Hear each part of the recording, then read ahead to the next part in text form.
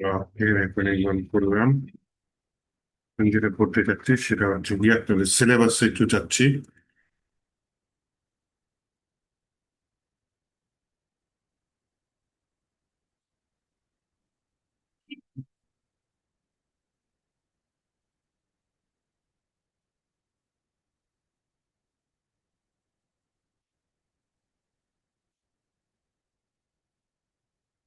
প্রথমে আসি হচ্ছে গিয়ে আপনার ক্লোজার। ক্লোজার এমন একটা ফাংশনালিটি যেটা হচ্ছে গিয়ে বলতে পারেন আমি ফাংশনের ভেতর ফাংশন ইউজ করব। ভেতরের ফাংশন বাইরের ফাংশনের স্কোপের মধ্যে ডাটাগুলো এত মনে রাখ চেঞ্জ করবে না। এই টাইপের জিনিসটাকে আমি ক্লোজার বলতে পারি। একটু উদাহরণ যদি দেখি, আজকে ছোট একটা ফোল্ডার নিয়ে নিই। সেটা হচ্ছে ডে 36 নভেম্বর 24, 2025। এটা ফোল্ডার নেই, ফোল্ডারটা নিয়েছি, একটু ফাইল নিয়ে নিই। এখানে হচ্ছে কি আমি যেটা করতে চাচ্ছি সেটা হচ্ছে এর মতন জাভাস্ক্রিপ্ট ফাইল নিয়ে নিই। ফাইলটার নাম কি দিচ্ছি, ক্লোজার.js। সেটা ছোট। এবার ক্লোজারে একটা উদাহরণ দিতে চাচ্ছি, কি পাওয়া যায়। এটা একটু হাইড করি। ফাংশন দেখেন, একটা আউটার ফাংশন আছে, একটা আউটার ভেরিয়েবল আছে, হ্যাঁ। ভেতরে একটা ইনার ফাংশন নেই। ফাংশন দেখে দিই, রিটার্ন এখানে পরে পরে ফাংশন, ইনার ফাংশন। এটার ভিতরে একটা ইনার ভেরিয়েবল, মানে হচ্ছে আমার কি এটা, ইনার ভেরিয়েবল হচ্ছে গিয়ে আহ কি বলে এটাকে, প্যারামিটার বলে, তাই না?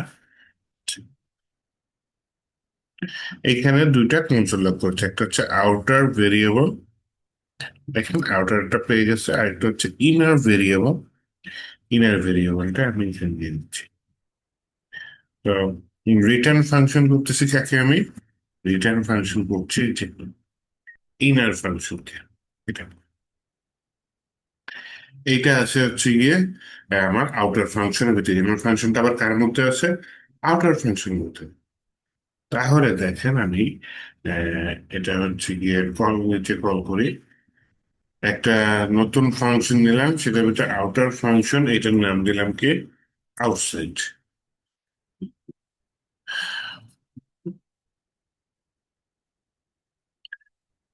আবার নিউ ফাংশন আছে, নিউ ফাংশন দেখেন, আউটার ফাংশন আউটসাইড, তাহলে নতুন একটা ফাংশন দিচ্ছি, তার ভিতরে কি লিখছে, আউটার ফাংশন। এর ভিতরে কি লিখছে, আউটসাইড। এই নিউ ফাংশনকে কল করে আবার আমি লিখছি হচ্ছে গিয়ে কি, ইনসাইড। ঠিক আছে, loss outer variable outside, inner variable inside, এরকম কিছু লেখা আসবে। একটু যদি দেখি, উম,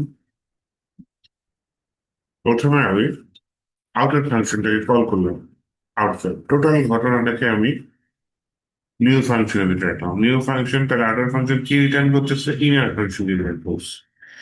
নিউ ফাংশনের ভিতরে আমি ইনসাইড দিলাম, তাহলে ইনসাইডটা কোথায় বসবে, ইনার ভেরিয়েবলের মধ্যে বসবে।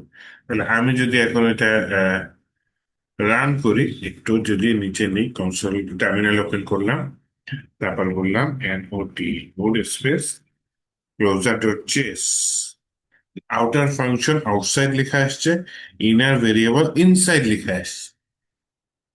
এই জিনিসটাকে ক্লোজার বলতেছে, দেখছেন আমার হচ্ছে গিয়ে ও কিন্তু মনে রাখছে, জিনিসটা মনে রাখছে কোনটা আউটসাইড কোনটা inside। আমি আউটার ফাংশনকে কল করছি, তাহলে এই আউটার ভেরিয়েবলের মান কোনটা, আউটার ভেরিয়েবলের মান দিয়ে বসবে আউটসাইড। ওকে, এই ফাংশনটা আবার কি রিটার্ন করতেছে, ইনার ফাংশন রিটার্ন করতেছে। ইনার ফাংশনের ভিতরে হচ্ছে গিয়ে আমার কি আছে, ইনার ভেরিয়েবল। আমি এই আউটার ফাংশনের কাহিনীটা কার মধ্যে রাখছি, নিউ ফাংশনের ভিতরে রাখছি। তাহলে এখন এই নিও ফাংশনটা কি, আউটার ফাংশনটাকে রিপ্রেজেন্ট করতেছে, আউটার ফাংশনটা আবার আবার ইনার ফাংশনকে রিটার্ন করতেছে। তো নিও ফাংশনের ভিতরে যখন ইনসাইড দিচ্ছি, যখন আউটার ফাংশন তৈরি হয়েছে, তখন আউটার ভেরিয়েবলের ভিতর তো আমার কি বলে, এই আউটসাইড ভ্যালুটা চলে যাচ্ছে। ঠিক তেমনি যখন ও যখন রিটার্ন করতেছে, নিউ ফাংশনকে আমি কল করছি, নিউ ফাংশন যে তৈরি করলাম 9 নম্বর লাইনে, 10 নম্বর লাইনে নিউ ফাংশনটাকে কল করছি, এটার ভিতরে কি দিয়েছি, ইনসাইড। নিউ ফাংশনের ভিতরে ইনসাইডটা গিয়ে বসবে হচ্ছে ইনার ভেরিয়েবলের মধ্যে। কেন বসবে আউটার ভেরিয়েবলের মধ্যে, কেন বসবে না? কারণ আউটার ফাংশন যখন আমি কল করছি, তখন তো আউটার ভেরিয়েবলটাই এখানে, আউটসাইডটাই আউটার ভেরিয়েবলের মধ্যে বসবে। এবং যখন আমি এই আউটার ফাংশনটাকে কল করার পর যা রিটার্ন করছে, রিটার্ন করতেছে কি, ও আরেকটা ফাংশনকে রিটার্ন করতেছে। ঠিক আছে, যেহেতু আরেকটা ফাংশনকে রিটার্ন করতেছে, আমি তো রিটার্নটা ধরে রাখছি নিউ ফাংশনের ভিতর। নিউ ফাংশন যখন কল করতেছি, এই ফাংশনটাকে রিটার্ন করতেছি, তাহলে ইনার ফাংশন। তো এই ইনার ফাংশনের ভিতরে আমি কাকে, ইনার ভেরিয়েবলের মধ্যে বা ভ্যালুটা দিয়ে দিচ্ছি, ইনসাইড। তো ইনার ভেরিয়েবলের ভিতরে দেখেন এই স্কোপের ভিতরে হচ্ছে কি আপনার এই আউটার ভেরিয়েবলটাও কিন্তু চলে আসছে। আউটার ভেরিয়েবলের ভ্যালুটাও চলে আসছে, আবার ইনার ভেরিয়েবলের ভ্যালুটাও চলে আসছে। এই যে ফাংশনের ভিতর ফাংশন কল করলাম, এই জিনিসটা কি হচ্ছে, সরি, ফাংশনের ভিতর ফাংশন কল করে না, ঠিক ফাংশনের ভিতরে এই যে একটা ফাংশনের সাথে একটা ফাংশন রিলেশন, এই যে স্কোপ গুলা মনে রাখা, একটার ভেতরে আরেকটা, এই টোটাল জিনিসটাকে আমি হচ্ছে গিয়ে ক্লোজার বলতেছি।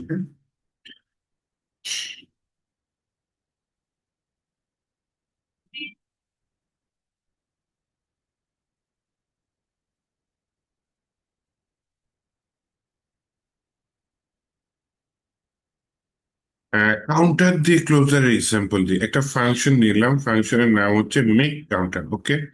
সেটার ভিতরে একটা ভেরিয়েবল দিলাম, ভেরিয়েবলের নাম দিলাম হচ্ছে count 0। দেন আরেকটা ফাংশন নিচ্ছে, সে রিটার্ন করবে কি, কাউন্ট কত হচ্ছে, আগের যা মান ছিল তার সাথে এক যোগ হচ্ছে। রিটার্ন করবে কাকে, কাউন্টকে।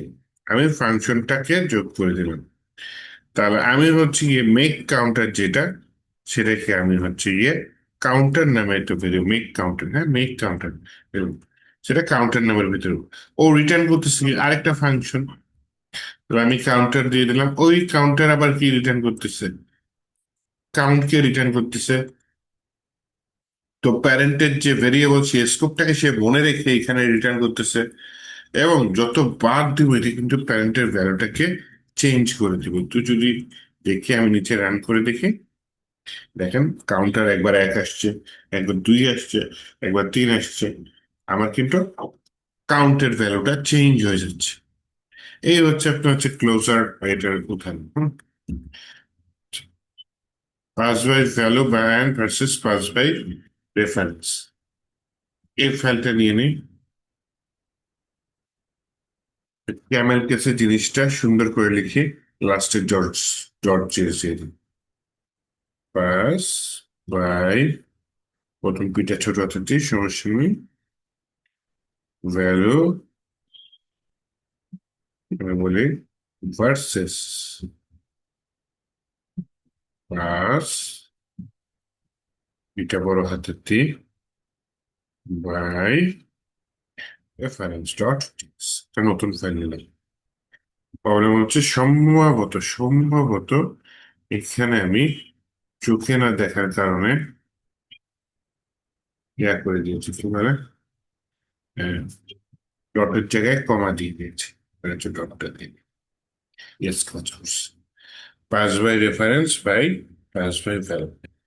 পাস বাই রেফারেন্স নর্মালি হচ্ছে কি আপনার যে নর্মাল প্রিমিটিভ ডাটা, সেগুলোর মধ্যে বসে, যেমন হচ্ছে কি আপনার কি বলে, নাম্বার, ইন্টিজার, তো এগুলোর মধ্যে বসে। তা প্রথমে আমি হচ্ছে গিয়ে আপনি হচ্ছে পাস বাই ভ্যালু একটা উদাহরণ দিয়ে দিই, হ্যাঁ।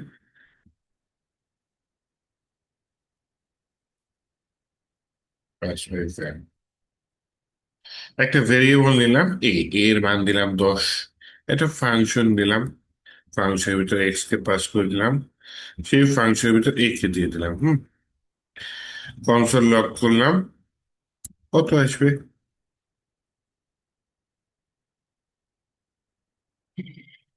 ই, ই এক্স এর মধ্যে বসলো, console lock inside, console log inside, দেখেন ভেতরে ভেতরে কত আসবে? আউটপুট 15 আসবে। দ্বিতীয়বার কনসোল লগ আউটসাইড, আউটপুট কত আসবে?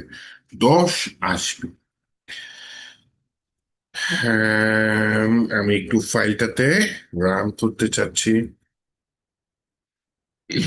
দেখছেন, ইনসাইড মডিফাই ভ্যালু কত? 15। আমি এক্স এর সাথে x+5 দিয়ে দিয়েছি, দেখছেন? তার মানে এক্স এর মান কিন্তু চেঞ্জ হয়ে যাওয়ার কথা, তাই না? এক্স এর সাথে x+5 দিয়েছি, তাহলে এক্স এর মান হচ্ছে 15।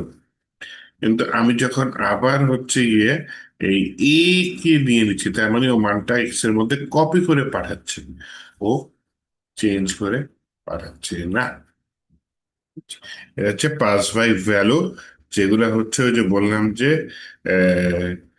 নাম্বার, স্ট্রিং, আবার হচ্ছে গিয়ে আপনার ট্রু ফলস, এই টাইপের ডাটা।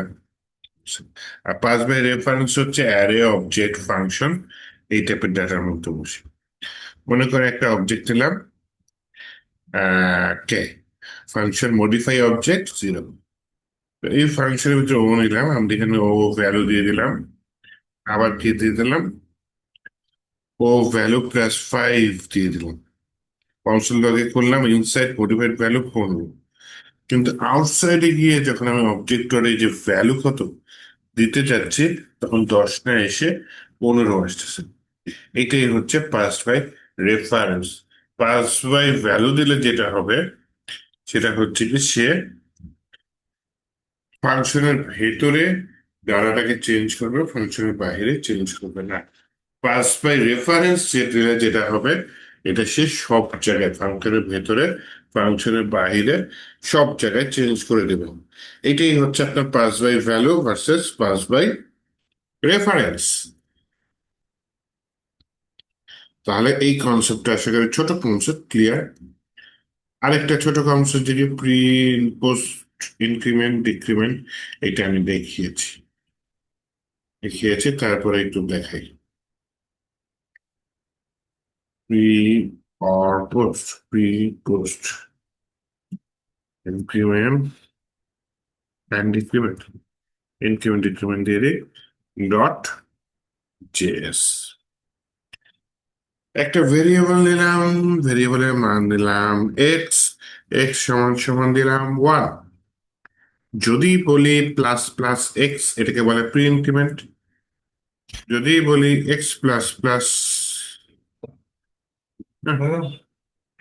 এক্স এর মান 2 চলে আসছে। আপনার নাম বাতায় দিই। যদি বলি এখানে দ্বারা, এখানে যদি বলি x++, দেখেন প্লাস প্লাস পরে দিয়েছি, তাই না? তাহলে হচ্ছে গিয়ে আমার এখানে এক্স এর মান আসবে। তাও তো একটা সমস্যা নেই, আলাদা লাইনে করেছি তো, যদি এক লাইনে যোগ হয়ে যাচ্ছে আর এক লাইনে কাজ করতেছে, এর জন্য প্রি আর পোস্টের মধ্যে কোনো এফেক্ট পড়তেছে না। যে একটু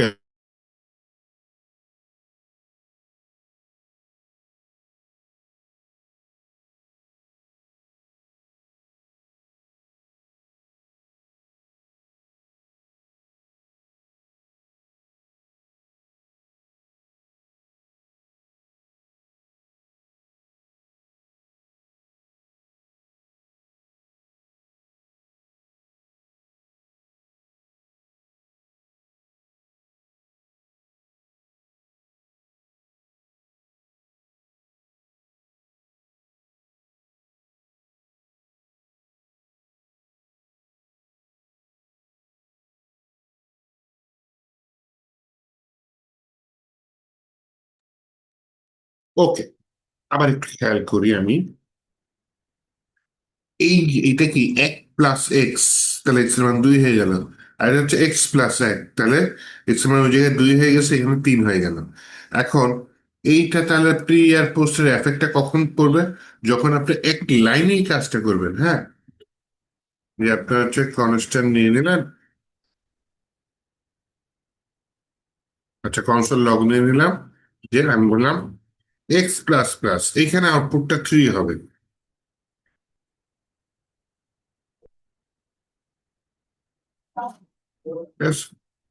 x++, কিন্তু আমাকে কি করবে দেখাবে, এটা একটু রান করে দিই, হ্যাঁ। এক্স এর মান লাস্টে কত ছিল? 3। এখানে তিনই থাকবে, কিন্তু তারপরে তিন প্রিন্ট করার পরে মনে মনে চার হয়ে যাবে। তাহলে এটা যদি আমি একটু রান করি, এটা ক্লোজার না, প্রি পোস্ট ইনক্রিমেন্ট, তাই না? মোর স্পেস প্রি পোস্ট ইনক্রিমেন্ট, দুই তিন তিন। আচ্ছা, এই লাইনের জন্য দুই এসেছে, 5 নম্বর লাইনের জন্য তিন এসেছে, এবং 6 নম্বর লাইনের জন্য তিনই আসছে। কারণ আগে এক্স এর মান তিন প্রিন্ট হয়েছে, পরে এক্স এর মান যোগ হয়ে সে এখন চার হয়ে আছে মনে মনে।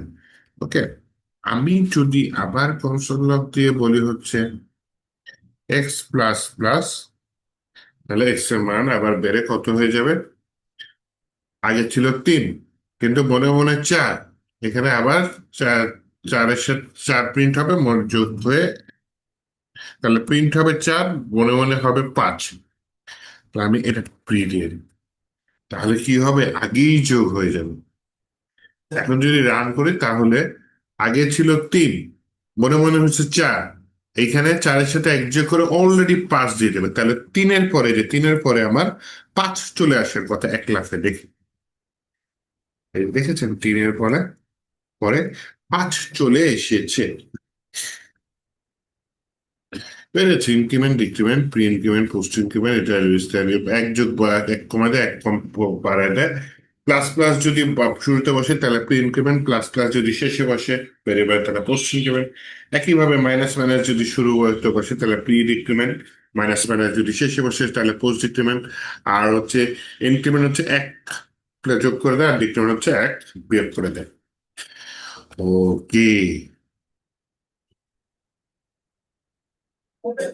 এবার আসেন আপনাদের হচ্ছে গিয়ে জেসন নিয়ে একটু কাজ করি।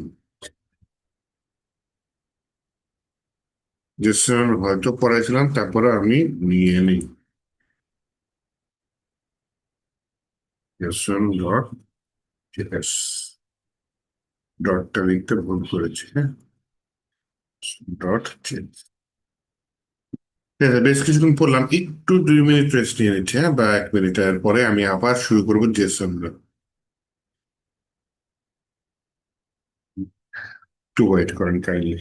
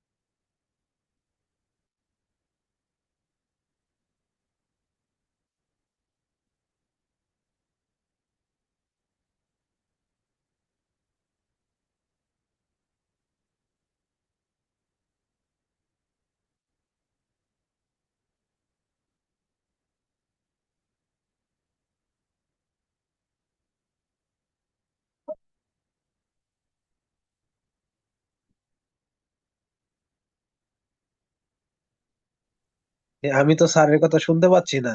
সবারই কি একই সমস্যা নাকি আমার নেটওয়ার্কের সমস্যা? হ্যাঁ, আমরা তো কেউ স্যারের কথা শুনতে পারতেছি না।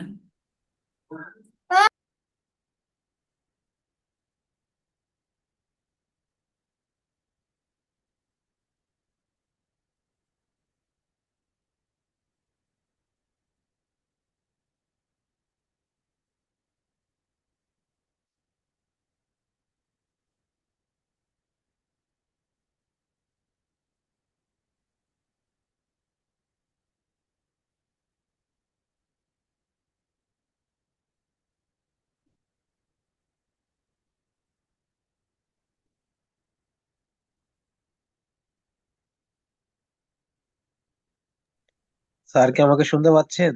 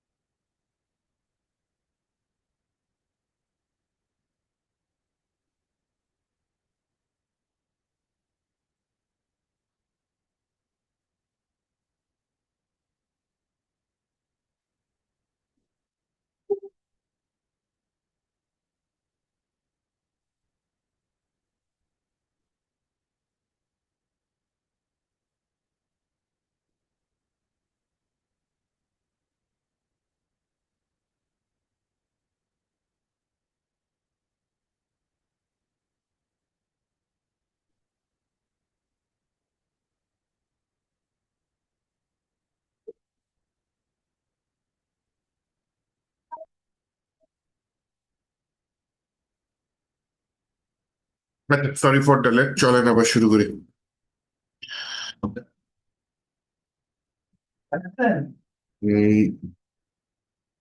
জেসন পার্স, জেসন স্ট্রিং ইউফাই, এই দুটো একটু দেখি। হ্যাঁ, খুবই সোজা। আগে একটা জেসন ডাটা দেখি। আহ, মনে করেন একটা জেসন ডাটা নাম হচ্ছে মাই ইনফো সমান সমান কার্লি ব্রেসেস, এর ভিতরে আমার নাম দিলাম, এই যে একটা দিয়ে দিলাম, সিটি দিলাম, ওকে।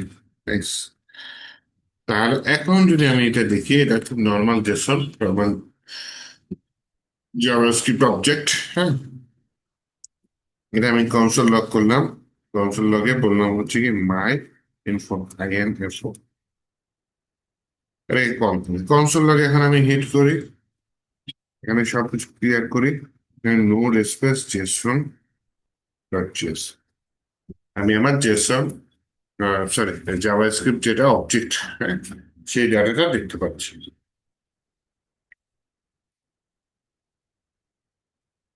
তো এইটা হচ্ছে কি আমি এপিআই তে শেয়ার করতে পারবো না এই ডাটাটা। এই ডাটাটা আমি হচ্ছে গিয়ে লোকাল স্টোরেজ, যেটা হয়তো আজকে একটু পরে দেখবো, সেখানে শেয়ার করতে পারবো না।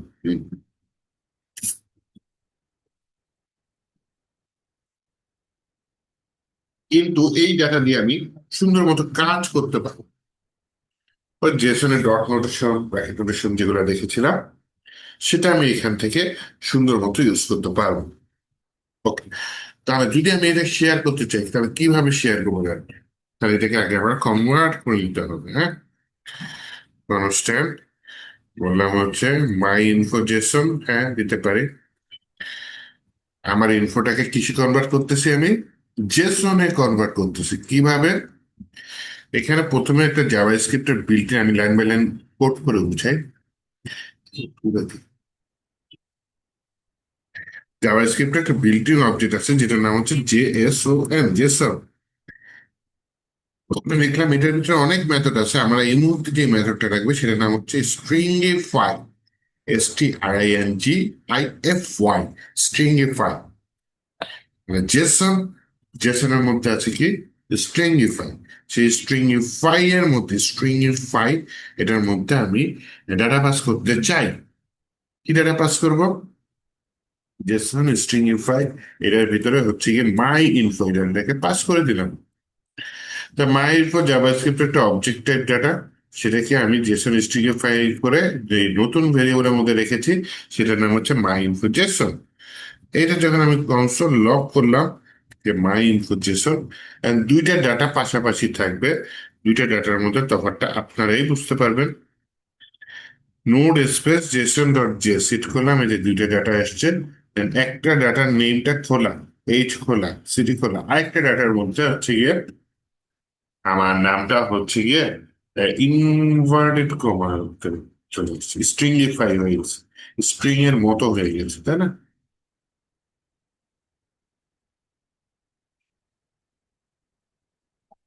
স্যার এখানে স্ট্রিং এর মতো হলো কেন?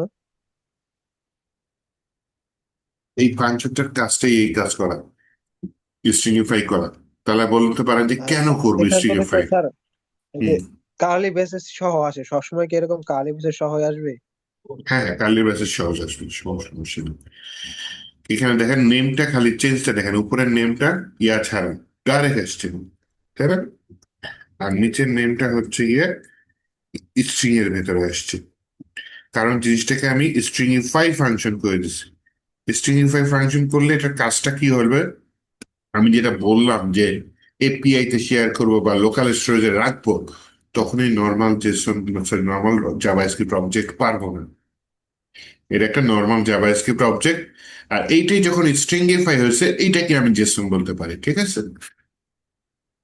স্ট্রিংইফাই হলে এটা জেসন হয়ে গেল। এইটা এখন তাহলে যে এপিআই যখন আমরা ভবিষ্যতে ব্যবহার করব, এপিআই তে আমরা এটা ইউজ করতে পারবো।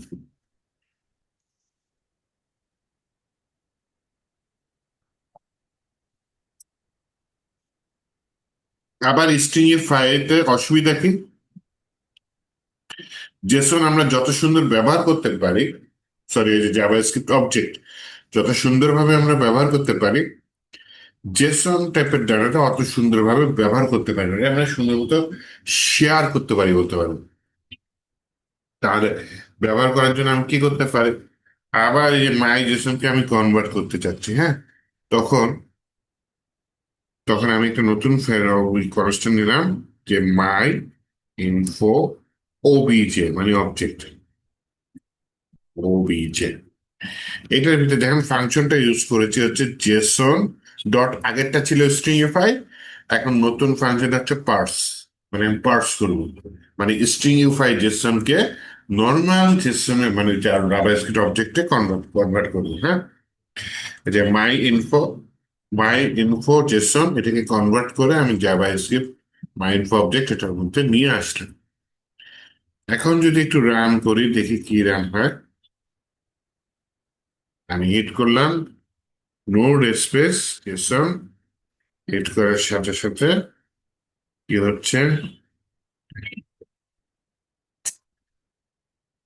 দেখেন, প্রথমে নর্মাল জেসনে আসছিল না, নর্মাল জাভাস্ক্রিপ্ট অবজেক্টে এসেছিল ডাটাগুলো, পরে আমি সেটাকে স্ট্রিংইফাই করে ফেলেছিলাম, পরে স্ট্রিংইফাই কে আবার আমি নর্মাল জাভাস্ক্রিপ্ট অবজেক্টে কনভার্ট করি। এখন আমি আবারও বলি, বারবার বলি, কখন আমরা জেসন ইউজ করবো তখন আমরা জাভাস্ক্রিপ্ট অবজেক্ট ইউজ করবো, অথবা বলতে পারেন কখন আমরা এই স্ট্রিংইফাই ভার্সনের জেসনটা ইউজ করতে পারি, কখন আমরা নর্মাল যে জাভাস্ক্রিপ্ট অবজেক্ট যেটা জেসন পার্স লিখে আসবে সেটা ইউজ করতে পারি। যখন আমি এই অবজেক্ট নিয়ে কাজ করব, যে ভেতরে কোনো ডাটা চালাবো বা লুপ চালাবো বা নতুন ডাটা অ্যাড করব, আরো অনেক কাজ করতে পারে অবজেক্ট নিয়ে, তাই না? সেটা আমরা নর্মাল অবজেক্টে কনভার্ট করে ফেলবো। কিন্তু আমি ডাটাটা যখন শেয়ার করবো, লাইক এপিআই তে সেন্ড করবো বা রিসিভ করবো এপিআই দিয়ে, অথবা হচ্ছে কি আপনার লোকাল স্টোরেজ বা সেশন স্টোরেজে আমি এই অবজেক্ট টাইপের ডাটাটা রাখতে চাচ্ছি, তখন আগে আমাকে এই অবজেক্ট টাইপের ডাটাটাকে স্ট্রিংইফাই করে নিতে হবে, স্ট্রিং এর মতো করে কনভার্ট করে নিতে হবে, যাতে আমি ডাটাটা সুন্দর মতো শেয়ার করতে পারি। আচ্ছা, এই যে এপিআই চলে আসছে আপনাদের, API request, API full form হচ্ছে অ্যাপ্লিকেশন প্রোগ্রামিং ইন্টারফেস। এটা হচ্ছে ইন্টারফেস তৈরি করা থাকে। ইন্টারফেস তৈরি করা থেকে আমরা হচ্ছে গিয়ে ডাটা শেয়ার করব একটার সাথে আরেকটা। একটা গল্প বলি, মানে রিয়েল লাইফ উদাহরণ দেই, তাহলে আপনি এপিআইটা বুঝতে পারবেন। পেজটা এরকম যে আপনার হচ্ছে গিয়ে অলরেডি কিছু তৈরি করা আছে, জাস্ট আপনি ইউজ করবেন। হুম? আপনি একটা প্রসেস মেনে জিনিসটা ইউজ করতে হবে, তাহলে আপনি জিনিসটা কাজ করবেন। এইটাই হচ্ছে ইন্টারফেস। এরকম যে মনে করেন আপনার ব্যাংকে কিছু টাকা আছে এবং আপনার একটা এটিএম কার্ড আছে। তাহলে কি হয়, এটিএম কার্ডটা আপনার ব্যাংকের সাথে কানেক্টেড থাকে, বা এটিএম মেশিন যেটা, এটা হচ্ছে এটিএম মেশিন।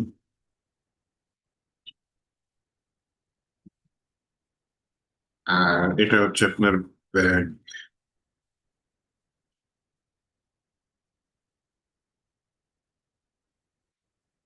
আপনাকে কি প্রোটোকল বা নিয়ম ফলো করা লাগে? আপনাকে এটিএম মেশিনে কার্ড ভরা লাগে, তাই না? এটা একটা কার্ড ভরার জায়গা। কার্ড ভরা লাগে, কার্ড ভরার পর আপনাকে পিন করা লাগে, পিন দেওয়া লাগে, তাই না? এটা ভাই ছোট ফোন।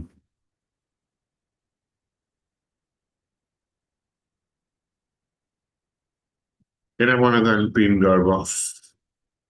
সবকিছু ঠিকঠাক থাকলে আপনাকে ওরা টাকা দিয়ে দিবে। এটা হচ্ছে আবার মনে করেন টাকা বের হওয়ার জায়গা। পিছনে কি কাজ হয় আপনি দেখতে পাচ্তেছেন না, আপনাকে সামনে শুধু এই জিনিসটাই বলতে বলছে। তার মানে ওরা একটা সিস্টেম তৈরি করে রাখছে, আপনাকে জাস্ট ওই সিস্টেমটা মেনে হিট করে রাখছে। ও পিছনে কি করে, ব্যাংকের সাথে যোগাযোগ করে মেশিন। ব্যাংকে বলে এই ভদ্রলোক টাকা তুলতে চাইতেছে, টাকা আছে নাকি। ব্যাংক একটা মেশিনকে রেসপন্স করে দেয় যে হ্যাঁ, ভদ্রলোকের অনেক টাকা আছে, কত টাকা তুলতে চায়, সবকিছু ঠিক থাকলে ওকে করে দেয়। তারপরে মেশিন সেই অনুযায়ী কাজ করবে। এই যে রিকোয়েস্ট যাচ্ছে, রেসপন্স আসতেছে, এইটা, এই রিকোয়েস্টে আমরা একটা নাম জানি, এই রিকোয়েস্টের নাম হচ্ছে এইচটিটিপি রিকোয়েস্ট। আমরা এটা মেনেই কাজ করি বেশিরভাগ ক্ষেত্রে। তা হাইপার টেক্সট ট্রান্সফার প্রোটোকল, মানে হাইপার টেক্সট মানে কি, ওয়েবসাইট বা ব্রাউজার যে টাইপের কোড পড়তে পারে, যেমন এইচটিএমএল, সিএসএস, জাভাস্ক্রিপ্ট, এইগুলা হচ্ছে গিয়ে হাইপার টেক্সট ট্রান্সফার হবে, যে এক জায়গা থেকে আরেক জায়গায় যাবে। প্রোটোকল মানে কতগুলা নিয়মের সমষ্টি, আপনি কতগুলা নিয়ম মেনে কাজ করবেন, এটা হচ্ছে protocol. Hyper text transfer protocol মানে হাইপার টেক্সটের এক জায়গা থেকে আরেক জায়গায় যাবে, এরকম নিয়মগুলা হচ্ছে আপনার এইচটিটিপি নিয়ম। কি, একটা ক্লায়েন্ট সাইড থাকে, একটা সার্ভার সাইড থাকে। ক্লায়েন্ট সাইড থেকে রিকোয়েস্ট যাওয়ার, আর সার্ভার সাইড অলওয়েজ রেসপন্স করে। কখনো সার্ভার সাইড থেকে ক্লায়েন্ট সাইডে রিকোয়েস্ট আসে না এইচটিটিপি মেথডে। ওই আর কি। তো এখানে একটা হ্যান্ডশেক হচ্ছে আপনার কার মধ্যে, ক্লায়েন্টের সাথে সার্ভারের মধ্যে।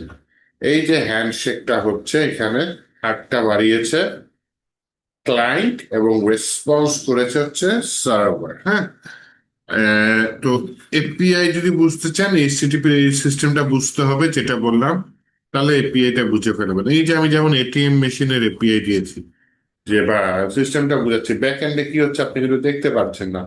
ফ্রন্ট এন্ডে কিছু নিয়ম মেনে আপনি হিট করলে আপনাকেও একটা রেসপন্স দেবে, হ্যাঁ তোমার টাকা নাও, অথবা বলবে যে ইনসাফিসিয়েন্ট ব্যালেন্স, এরকম অনেক কিছু বলতে পারে। রিয়েল লাইফে এপিআই আর কোন কাজে ইউজ করতে পারি, রিয়েল লাইফ ঠিক না, মনে করেন ওয়েব ডেভেলপমেন্টের কাজে। মনে করেন আপনার একটি ই কমার্স ওয়েবসাইট আছে, আপনি আপনার ওয়েবসাইটে বিকাশ ইন্টিগ্রেট করতে চান, কিন্তু বিকাশ কোন প্রোগ্রামিং ল্যাঙ্গুয়েজ দিয়ে তৈরি এটা কখনো বিকাশ বলবে না সিকিউরিটি পারপাসের জন্য। বিকাশ অবশ্যই হয়তো একাধিক একাধিক ল্যাঙ্গুয়েজ দিয়ে তৈরি। যাই হোক, আপনাকে কি করতে হবে, মনে করেন আপনি শুধু পিএইচপি পারেন, এখন বিকাশ, জাভা বা পাইথন বা এরকম কিছু দিয়ে তৈরি। এখন আপনি কি করবেন? আপনি হচ্ছে গিয়ে এপিআই এর মাধ্যমে বিকাশে হিট করবেন, বিকাশ আপনাকে রেসপন্স করবে ঠিক তেমনি এটিএম মেশিনের মতো, হ্যাঁ। তো এপিআই মানে কি? যে অ্যাপ্লিকেশন প্রোগ্রামিং ইন্টারফেস। ইন্টারফেসটা কি মানে? যেমন এটিএম মেশিনটা একটা ইন্টারফেস, মানে আপনার যা যা লাগবে ও তৈরি করে রাখছে, আপনি জাস্ট নিয়ম মেনে হিট করেন, ও রেসপন্স করবে। তো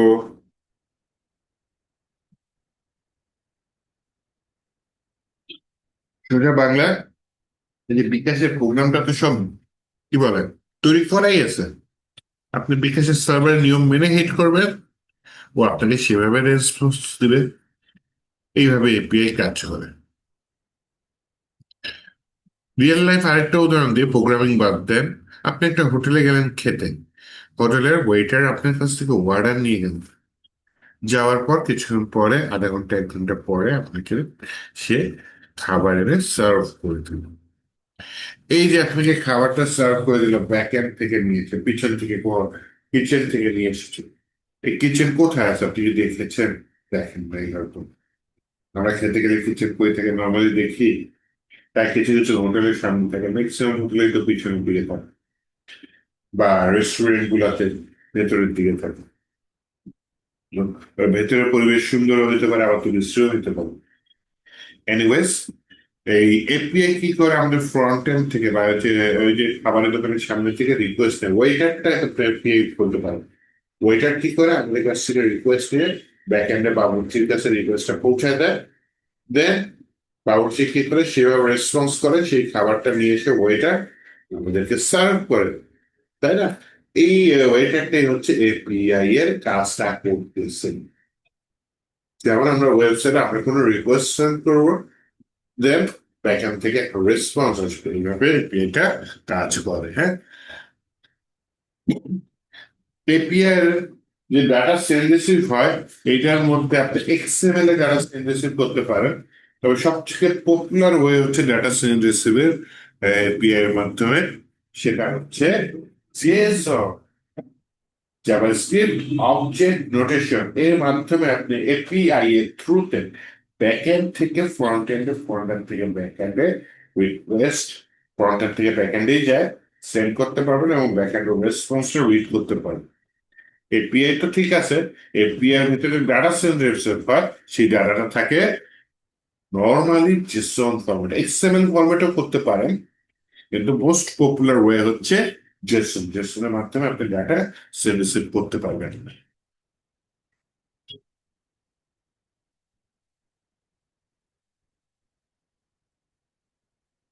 এইবার ওই যে রিকোয়েস্ট যাবে, রেসপন্স হবে, এই রিকোয়েস্ট সেন্ড রিসিভ জন্য আমার ইউআরএল থ্রুতে রিকোয়েস্টটা যায়, হ্যাঁ।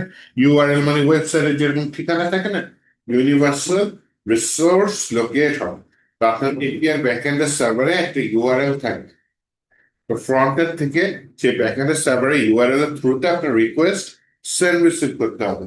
এই যে রিকোয়েস্ট সেন্ড রিসিভ করবেন, এই রিকোয়েস্ট সেন্ড রিসিভ করতে গেলে আপনার হচ্ছে গিয়ে কি বলে, কিছু মেথড প্রয়োজন হবে, মানে কোন ওয়েতে আপনি করতে চাচ্ছেন। রিকোয়েস্ট সেন্ড, রিসোর্স সেন্ড মানে মনে করেন ডাটা সেন্ড রিসিভ করতেছেন, হ্যাঁ। এই মেথড বিভিন্ন মেথড হইতে পারে। আমি তো আবার একটু রিয়েল লাইফে চলে আসি। মনে করেন আপনার একটা কি বলে, আপনি আগেকার যুগের মানুষ, আপনি একটা গ্রামে বাস করেন, আপনার একটা রাজা দরবার আছে, এটা হচ্ছে আপনার গ্রাম, অনেক দূরে এটা হচ্ছে আপনার রাজ দরবার। গ্রামের থেকে বিভিন্ন রিকোয়েস্ট কোথায় যায়? রাজ দরবারে যায়। রাজ দরবার থেকে সেই রিকোয়েস্ট হয়ে গেছে রেসপন্স। অলওয়েজ এইভাবেই চলতেছে, হ্যাঁ।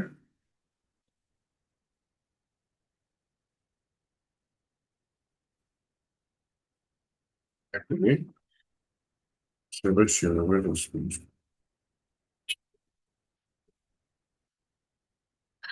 এত সুন্দর ডিজাইন না করলেও হয়তো, এনিওয়েজ। আচ্ছা, তা এই যে রিকোয়েস্ট যাচ্ছে, রিকোয়েস্ট আসতেছে, বা আপনার গ্রাম থেকে হয়তো কটেক্স যাচ্ছে, সাথে কোনো আরজি বা চিঠি যাচ্ছে, আর রাজ্য থেকে আপনার কি বলে রাজার প্রাসাদ থেকে সেটার একটা পাল্টা চিঠি আসতেছে, এইটা বিভিন্ন রাস্তায় আপনি পাঠাতে পারেন। মেথডটা বলতে আপনি রাস্তার সাথে তুলনা করতে পারেন, যে আপনি ঘোড়ার অশ্বরোহী তাদের মাধ্যমে পাঠাতে পারেন, অথবা আপনি কবুতরের মাধ্যমে আকাশ পথে ডাটা পাঠিয়ে দিলেন, অথবা আপনি ওই যে আগেকার যে পোস্ট অফিসে একটা ছিল রানার, হ্যাঁ, এক গ্রাম থেকে আরেক গ্রাম ছুটে যায় চিঠি নিয়ে কাঁধে, তো সেই রানারের থ্রুতে পাঠাতে পারেন। এনিওয়েজ বিভিন্ন মেথড থাকতে পারে।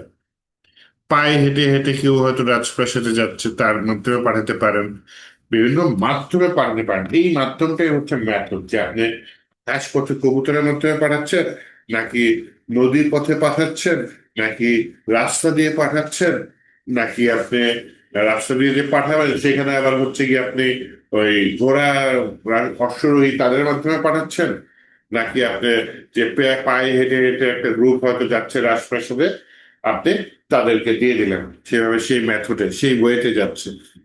তো এপিআইও এরকম সেম, বিভিন্ন ওয়েতে হিট করা যায়, বিভিন্ন মেথডে অ্যাকচুয়ালি হিট করা যায়। এই মেথডের মধ্যে মোস্ট চারটা পপুলার মেথড হচ্ছে গেট, পোস্ট, পুট, পোস্ট। হ্যাঁ, গেট, পোস্ট, প্যাচ, ডিলেট লিখে, প্যাচ না লিখে পুটও লেখা যায়। হ্যাঁ, পুটটা বেশ পপুলার। এই মেথড কখন কোনটা ইউজ করব একটু বলে দিই। রিকোয়েস্ট অলওয়েজ ফ্রন্ট এন্ড থেকে ব্যাক এন্ডে যাবে, এই ব্যাপারে আমাদের কোনো সন্দেহ নেই। যখন আমার প্রয়োজন হবে ব্যাক এন্ড থেকে ফ্রন্ট এন্ডে কিছু ডাটা আমি লোড করব, কি বললাম, ব্যাক এন্ড থেকে ফ্রন্ট এন্ডে কিছু ডাটা আমি লোড করব, তখন আমি গেট মেথডে হিট করতে পারি। গেট মেথডে হিট করলে ব্যাক এন্ড থেকে, তার মানে গেট মেথড নর্মালি কি করতেছে, আমি ফ্রন্ট এন্ড থেকে ব্যাক এন্ডে ডাটা চাচ্ছি, এটা হচ্ছে গেট মেথড। পোস্ট মেথড কখন ইউজ করব? নর্মালি যখন আমরা ফ্রন্ট এন্ড থেকে কোনো ফর্মের মাধ্যমে হোক, যাই হোক, সোজা বাংলায় ফ্রন্ট এন্ড থেকে ব্যাক এন্ডে আমি ডাটা স্টোর করার জন্য রিকোয়েস্ট সেন্ড করতেছি, যে হ্যাঁ আমি কিছু ডাটা পাঠিয়েছি, এটা আমার ফর্ম ডাটা অথবা এটা আমার জেসন ডাটা, এই ডাটাটি তুমি কি বলে ডাটাবেসে সেভ করে ফেলো বা তোমার ব্যাক এন্ডে সেভ করে ফেলো। এই যে রিকোয়েস্টটা পাঠাবো ডাটা স্টোর করার জন্য, তখন আমি পোস্ট মেথডে নর্মালি রিকোয়েস্টটা পাঠাই। তাহলে গেট মেথড হচ্ছে যখন আমি ফ্রন্ট এন্ডে ডাটা চাই, পোস্ট মেথড হচ্ছে যখন আমি ব্যাক এন্ডে ডাটা সেন্ড করবো। ঠিক তেমনি প্যাচ, প্যাচ মেথড হচ্ছে ব্যাক এন্ডে কোনো ডাটা অলরেডি আছে, সেটা আমি আপডেট করতে চাই। মনে করেন আমার প্রোফাইলের ইনফরমেশন আছে ব্যাক এন্ডে, তাহলে আমি আমার প্রোফাইলে আমার এক্সপিরিয়েন্সটা 1 বছর বাড়াতে চাচ্ছি, যে গত বছর আমি প্রোফাইলটা দিয়েছিলাম, এখন তো আমার 1 বছর এক্সপিরিয়েন্স বেড়ে গিয়েছে, তাহলে কিভাবে বাড়াবো? তাহলে এক্সপিরিয়েন্স বাড়ানোর জন্য আমার ডাটা আপডেট করতে হবে ব্যাকএন্ডে, যে আমার টোটাল এক্সপিরিয়েন্স এত বছর। তো কি করতে হবে, আমার সেটার মেথডটা ইউজ করতে হবে, প্যাচ মেথড বা পুট মেথড ইউজ করা। হ্যাঁ, পুট মেথড কখন ইউজ হয়, প্যাচ মেথড কখন ইউজ হয়? যখন আপনার পুরো সবগুলো ডাটাই চেঞ্জ করতে হবে আমার প্রোফাইলের, যে আমার নাম, আমার ইমেল, আমার পাসওয়ার্ড, আমার ছবি সব চেঞ্জ একবার, তখন হচ্ছে পুট মেথড ইউজ হয়। যখন আমার পার্টিকুলার একটা অংশ চেঞ্জ করতে চাচ্ছি, যে আমার নামটা চেঞ্জ করতে চাচ্ছি, জাস্ট কিছু, তখন আমরা প্যাচ ইউজ করতে পারি। আর লাস্টে আছে হচ্ছে ডিলেট মেথড। ডিলেট মেথডটা কি কাজে ইউজ হয়? ডিলেট মেথডটা ব্যাকএন্ড থেকে ডাটাবেস আমি ডিলেট করবো, তখন আমি ডিলেট মেথডটা ইউজ করতে পারি। তাহলে গেট, পোস্ট, পুট, প্যাচ, ডিলেট, এই 5টা মেথড মনে রেখে। হ্যাঁ, আচ্ছা, এইবার আসেন লোকাল স্টোর, তারপরে হচ্ছে session storage, local storage, session storage, এই দুটো একটু আমি দেখি। Local storage, session storage almost, local স্টোরেজের পাওয়ার বেশি, সেশন স্টোরেজের পাওয়ার কম। আমি ব্রাউজার ক্লোজ করলে সেশন স্টোরেজের ডাটা মুছে যায়, কিন্তু নর্মালি লোকাল স্টোরেজ একটা লং টাইম পর্যন্ত থেকে যায়। আসেন লোকাল স্টোরেজ দিয়ে দেখি সেম কাজটা সেশন স্টোরেজ দিয়ে করা যাবে। হ্যাঁ, তাহলে আমি এখানে বলি স্টোরেজ দিয়ে STORAG ডট জেএস। প্রথমে আসেন লোকাল স্টোরেজ, এটা তো HTML লাগবে। একটা নতুন ফাইল নেই, ফাইলের নাম লিখলে index.html, ডিফল্ট করে নিয়ে নিলাম কারণ কোড আমি ব্রাউজারে রান করব। দেন হচ্ছে কি আমি ব্রাউজারে জিনিসটা কি করব,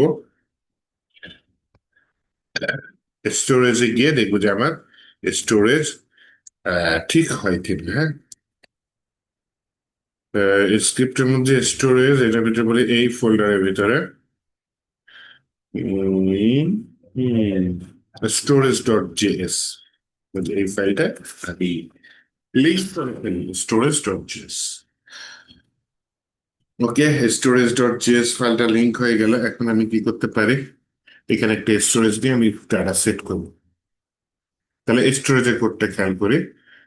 প্রথমে আসেন local storage dot set item দিয়ে আমি একটা প্রথম দুইটা প্যারামিটার দিতে হবে। প্রথমে হচ্ছে আমি আইটেমের নাম দিতে পারি, আইটেমের নাম দিলাম হচ্ছে মাই ইনফো। দেন সেকেন্ডে হচ্ছে কি আমি মাই ইনফোর ভিতরে যে কোনো একটা ডাটা দিতে পারি।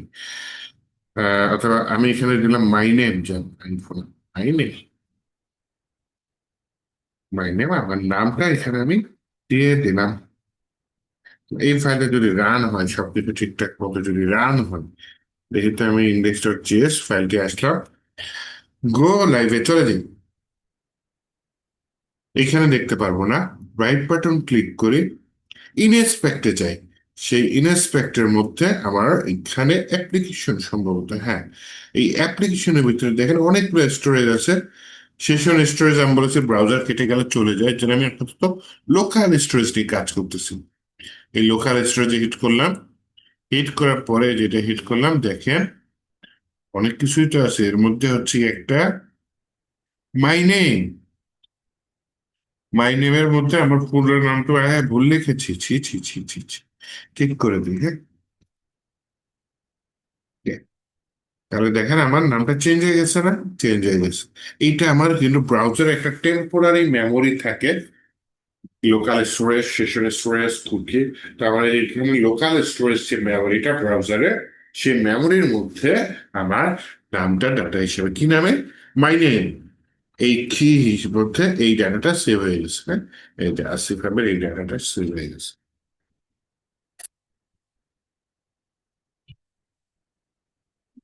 আচ্ছা, এইটা যদি একবার সেট হয়, আমি এটা কমেন্ট করে দিলাম, আমি এখন হিট করি, দেখেন কোনো চেঞ্জ নেই। তাহলে আমি একটা ভেরিয়েবল নিই, constant get CONST, get name সমান সমান local storage dot get item. আমি একটা আইটেম নিতে চাচ্ছি যার নাম কি, মাই নেম। তাহলে এই আইটেমটা আমি আবার কনসোল লগে দেখতে চাচ্ছি। তাহলে দেখেন আমি একটা রিলোড দিই, আর এইখানে হচ্ছে কি আমি কনসোল লগে আসি, আমার নাম দেখা যাচ্ছে, সুন্দর মতো দেখা যাচ্ছে। তাহলে আমি এখানে কোথায় আমার নাম লিখছি, এই যে যেটা লিখেছিলাম সেটা তো কমেন্টও করে দিয়েছি। তাহলে এই নামটা কোথা থেকে পাচ্ছেন, এই যে দেখেন অ্যাপ্লিকেশনের মধ্যে মাই নেম একটা কি আছে সেটা দিয়ে পাচ্ছে। আরো কিছু কি আছে, ডিলেট করে দিই, সমস্যা নেই। তো আমি যদি এখানে এভাবে কাজ করি, মনে করেন একটু চেঞ্জ করে দিলাম, আমি যদি কনসোল লগে যাই, তো কনসোল লগে তো এখান থেকে রান হচ্ছে হবে না।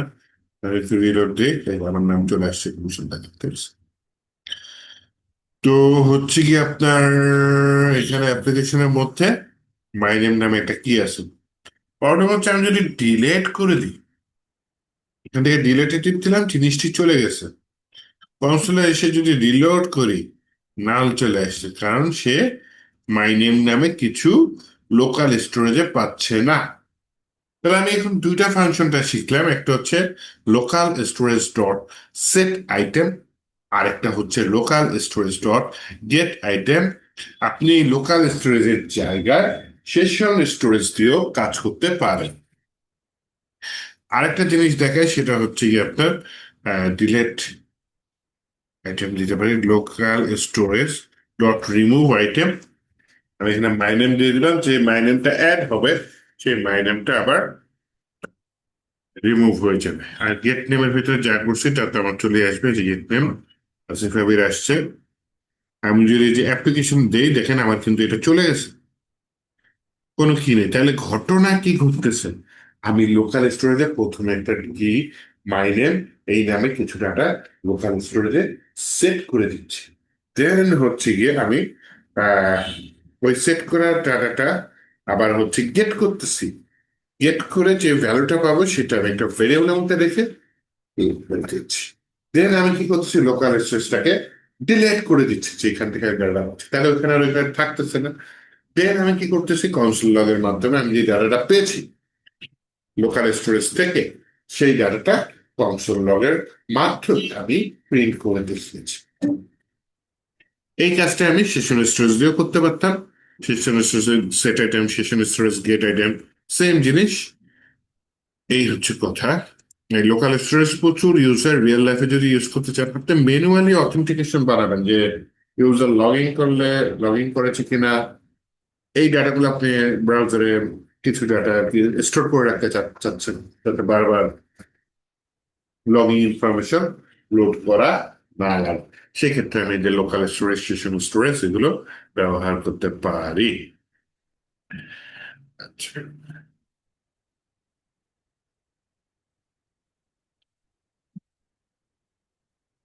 তো ডিবাগিং টুলস এর মধ্যে আমরা বেশিরভাগ ক্ষেত্রে এই যে কনসোল লগটা ইউজ করি। হ্যাঁ, কনসোল লগটা ইউজ করি বলতে হচ্ছে গিয়ে যে কনসোলে চলে যায়, রাইট বাটন ক্লিক করে কনসোল চলে যায়, এখানে ইরর দিলে ইরর দেয়। আবার হচ্ছে ভিএস কোডও আমরা খুঁজি যে এখানে কোনো লাল বাতি জ্বলতেছে কিনা কোথাও।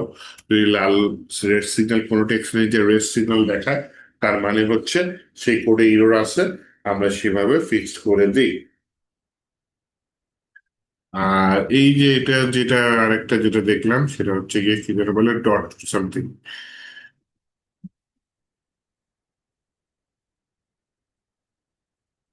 Break points. ব্রেক পয়েন্টস হচ্ছে কি আপনার মনে করেন আপনি দেখতে চাচ্ছেন কি হচ্ছে, এটা ফাইন। হ্যাঁ, আর নিয়ে এটার নাম আপাতত দিয়ে দিলাম লুপ ডট জেস। এখানে বললাম হচ্ছে গিয়ে একটা ফর লুপ নেই, লেট আই সমান সমান 0, আই ছোট 5, কনসোল লগ করো আই।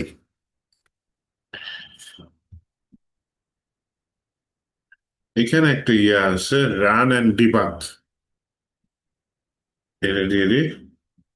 এর ভিতরে রান অ্যান্ড ডিবাগ এটা যদি দিয়ে দিই, সেটা হচ্ছে নুট চেস দিয়ে আমি রান করবো। এই যে 1 2 3 4 5 এটা রান হয়েছে না, রান হয়েছে। তাহলে আমি এখানে হচ্ছে গিয়ে একটা ইয়ার আর কি রান অ্যান্ড ডিবাগের মাধ্যমে দেখলাম যে আমার এই কোডটা রান হয়েছে কিনা। Run and debug, debug terminal না ডিবাগ ইউআরএল। এখানে একটা রেড ডট আছে তাই না, click here to add break point. তার মানে এটা যখন একবার রান হবে তারপর এখানে এসে থামবে একবার। আবার যখন রান হবে আবার এসে এখানে থাকবে। দেখি তো রান অ্যান্ড ডিবাগ দিয়ে দিই, থামছে। থামার পর আমার এখানে কি দেখাচ্ছে, আই সমান সমান 0, অবজেক্ট দেখাচ্ছে, লোকালে কিছু আসছে, ডি গ্লোবালে কিছু আসছে, অনেক কিছু আছে থাকলো, ও আছে।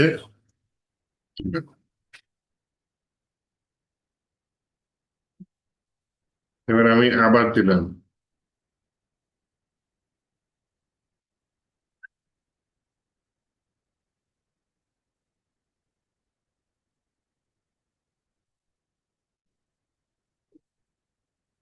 এখানে আইফোন আছে, এটা একবার থেমে গেছে, আই এর মানে এখন এখানে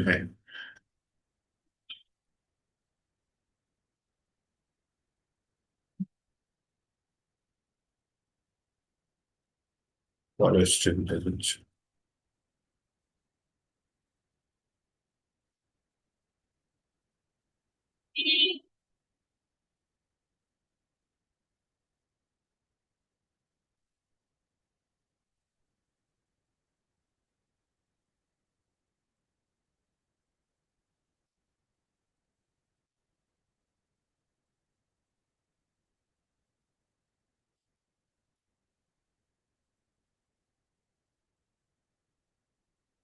click to add break point, break point দিয়েছিলাম।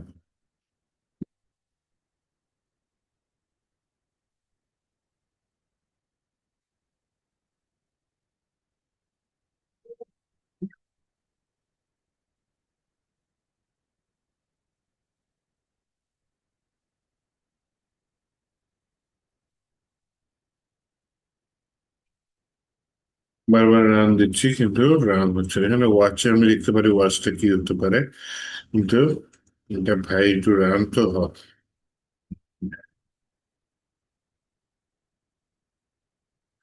Define click to add break point, break point add হয়েছে।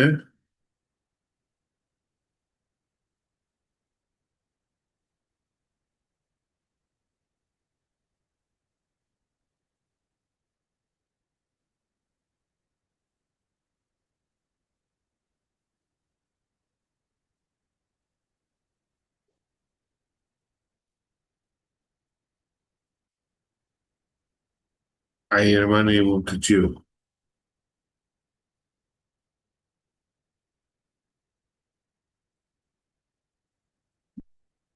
এই যে উপরের ঘরগুলো এইটাই খুঁজতেছিলাম। হ্যাঁ, কন্টিনিউ, কন্টিনিউ কি F5 দিয়ে দিই, কন্টিনিউ করো।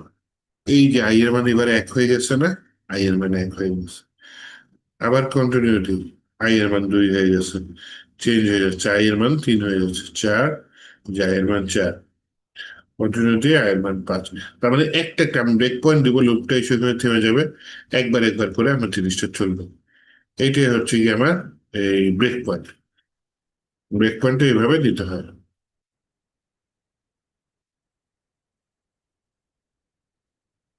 তাহলে এটা শেষ করে দিই, কন্টিনিউ, শেষ। তাহলে এইভাবে আমি রান ডিবাগের মাধ্যমে একটা ব্রেক পয়েন্ট অ্যাড করে কোনো লুপের মধ্যে যদি ইরর খুঁজে লাগে বা এরকম কিছু, যে কাজটা করতেছে অমুক জায়গায় গিয়ে দেখি কি আসতেছে, অমুক জায়গায় গিয়ে দেখি কি আসতেছে, এইভাবে ডিবাগ করে করে আমরা দেখতে পারি। হ্যাঁ,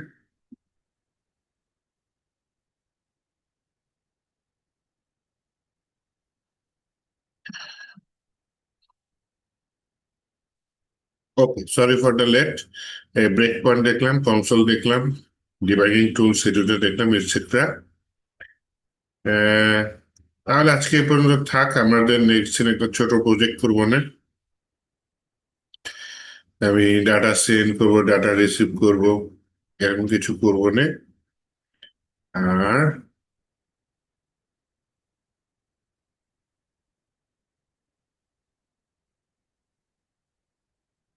তারপরে রিয়েক্টে চলে যাবো না।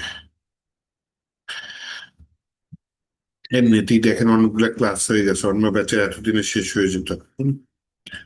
কেন এই ব্যাচটা তো অনেক লম্বা হয়ে যাচ্ছে, আপনার হচ্ছে 25টা ক্লাস হয়ে গেছে, ফ্রন্ট এন্ড শেষ হয়ে যেত অন্য ব্যাচের।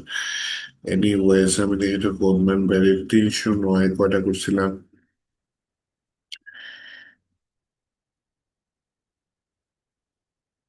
327, 266, 257, এটা 309টা হয়ে গেল।